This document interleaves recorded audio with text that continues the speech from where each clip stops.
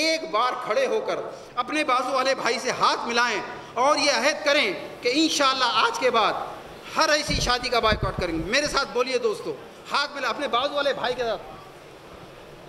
انشاءاللہ آج کے بعد ایسی شادیوں کی رخا دعوت نامے کو قبول نہیں کریں گے جو اللہ کے سنت سے بغاوت کرتے ہوں. جزاکم اللہ خیر, جزاکم اللہ خیر. میں میری بہنوں سے درخواست کرتا ہوں کہ ہاتھ اٹھا کر کہیں کہ ہم ایسی شادیوں کا بائیکاٹ کریں گے, چاہے دیورانی نہ اٹھے, چاہے جٹھانی ناراض ہو, ہم انشاءاللہ تعالیٰ بائیکاٹ کریں گے. جزاکم اللہ خیر. بائیکاٹ یہ ایک مؤثر طریقہ ہے. اس سے آدمی یہ محسوس کرتا ہے کہ اس کے اس کام کو لوگ برا سمجھتے ہیں.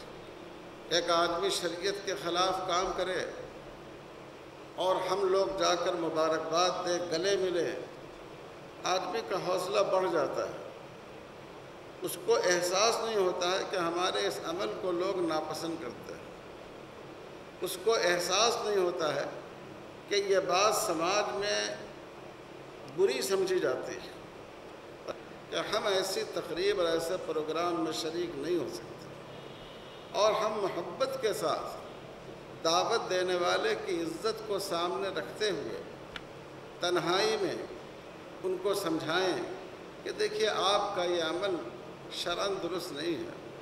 آج ہم من مانی لاکھوں کروڑوں روپیوں کی شادیوں میں شرکت کرتے ہیں, چہروں پہ داڑیاں بھی سجائے ہوئے ہیں, سروں پہ ٹوپیاں بھی لگائے ہوئے ہیں, اور بڑی بڑی یونیورسٹیوں سے ڈگریاں بھی حاصل کیے ہوئے ہیں, اور جامعات سے فارغ بھی ہیں, قرآن کو بھی اپنے سینوں میں محفوظ رکھتے ہیں. لیکن اس کے باوجود ایسی شادیوں میں بلا جھجک اور بلا روک و ٹوک کے, بلا خوف کے شرکت کرنے لگتے ہیں.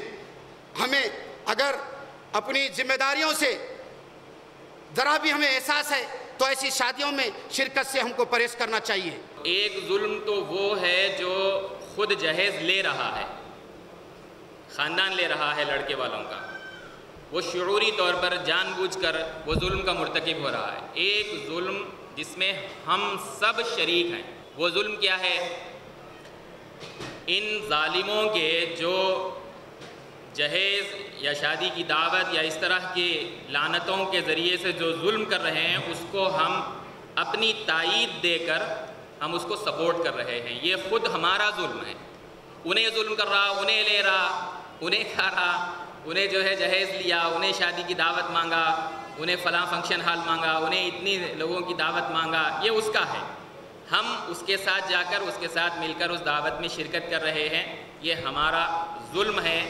اور یہ جو بائیکاٹ کا مطالبہ ہے کسی دوسرے پر احسان کے لیے نہیں ہے, ہم ظلم سے بچنے کے لیے ہے. ہم سب مل کر مستحکم کریں اس کام کو کہ شادیوں کا بائیکاٹ ہو. محبت سے بولیے, سمجھیے کہ بڑے انکساری سے کہیے کہ آپ کے گھر شادی, آپ کی لڑکی کی شادی میں کھانا کھلایا جا رہا ہے, معافی چاہتے ہم نہیں آئیں. ہمارے فلکی صاحب نے جو یہاں دعوت دی ہے اور جو کوشش کر رہے ہیں وہ رات دن, اس کی وجہ یہی ہو گئی کہ سب سے زیادہ بگاڑ ہمارے ملک میں شادی بیاہ کے معاملے میں آ گیا ہے.